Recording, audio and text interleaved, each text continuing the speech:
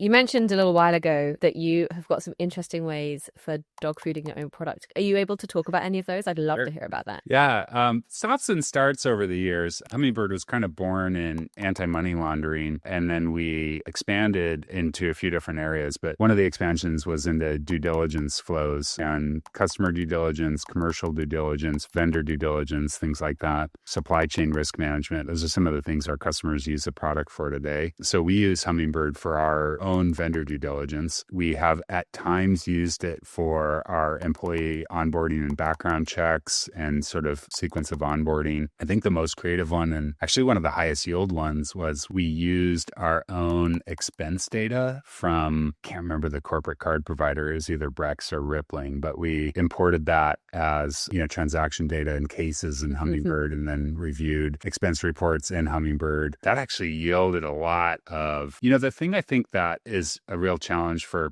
building product in this industry, you might have this too, is like when you're not your own user and you don't use your own product day to day, you miss, or it's much harder for you to surface UX issues. And UX issues can be tiny. They're often so tiny that your customers might not think to report them or things like that. But it's just like little paper cuts or annoyances that might plague the experience day after day. And I think at points in Hummingbird history, we've had real problems with UX of certain parts of the product. If you're one of our customers listening to this, know that we're aware of it and we think about it all the time. We have done multiple UX sprints over the years since then. I think things have gotten markedly better over the last 3 or 4 years. But early Hummingbird, I think, had some issues where we just really couldn't do it. And we really couldn't figure out some of those paper cuts.